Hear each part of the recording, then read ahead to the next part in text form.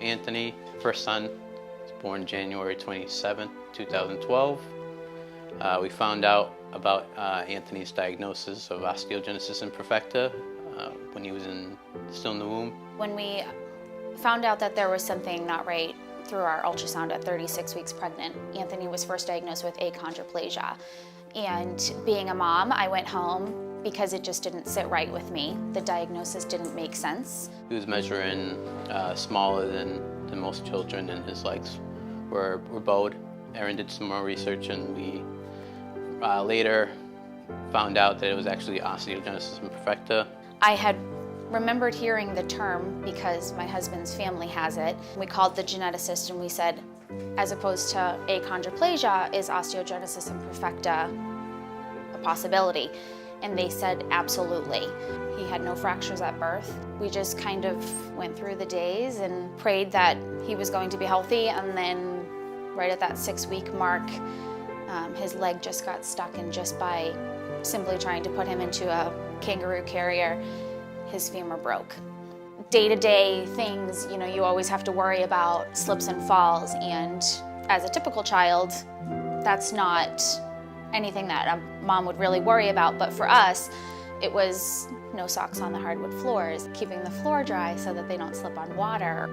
We got Anthony into the best endocrinologist and best orthopedic surgeon in Omaha, Nebraska. It changed his life and it changed ours because he was put on Zometa infusions. As soon as he went on the Zometa infusions, he went over 2 years without a fracture, which was glorious. Before the Zometa, Anthony couldn't go more than 3 months without fracturing something. Since then, he's had over 15 fractures and breaks. He's broken his femur, his radius, his ulna, his clavicle multiple times. He's had several rib fractures. He's had several compression fractures in his spine. His last one was pretty devastating. Just recently, he tripped and fell in our front lawn and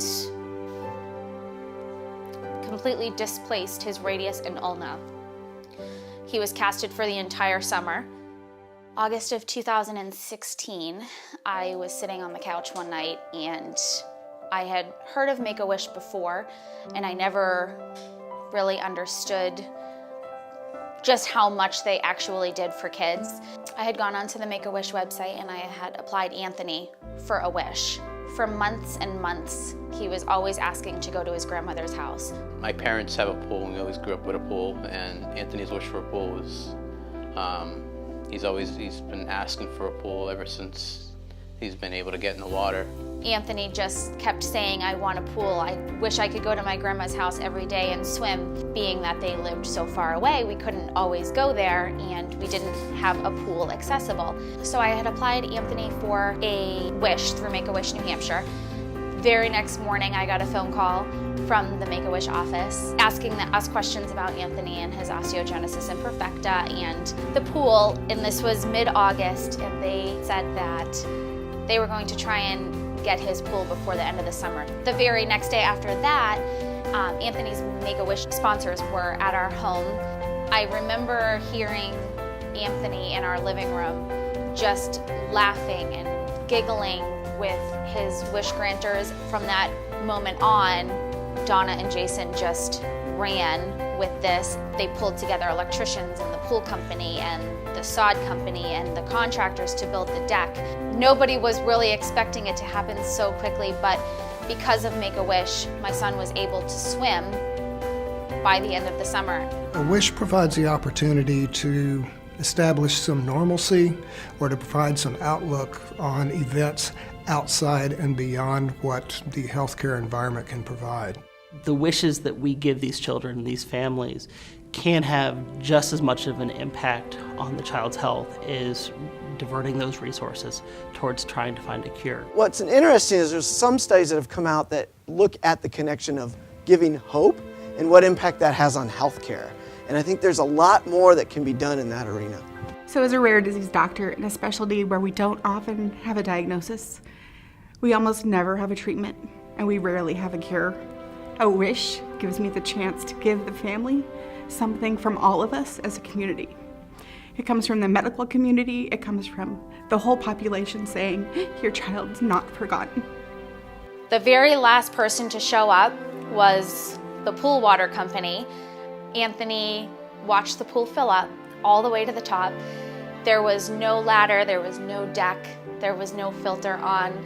At that very moment, we plopped Anthony in the pool, and his face, I'll never ever forget it. He was so happy. Swimming is actually the only sport that Anthony can do with his osteogenesis imperfecta, and he's now able to enjoy a pool and swim and have therapy every single day during the summer, and it's been such a blessing. There are few things in life that I think are as rewarding as granting a wish to one of these children. My favorite wish is the next one,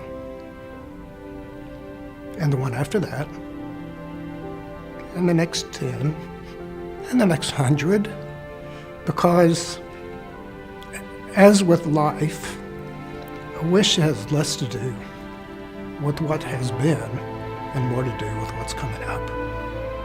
And that's what Make-A-Wish is about. It's more than the child. It's a bigger thing that we're all one community working together to make kids' lives better. Before Make-A-Wish and before Anthony's pool, even though it's always a constant worry, is today going to be the day that he's going to break a bone so bad that he needs surgery again? We can now spend our days swimming in a pool where I know that they're safe and they're having the time of their lives. If there was anything I could say to the donors for Make-A-Wish, what you've done for us is, on any given day that we're in that pool swimming, for that instance, for that moment, osteogenesis imperfecta does not exist for us. We can pretend that osteogenesis imperfecta isn't such a huge part of our lives. And that's true.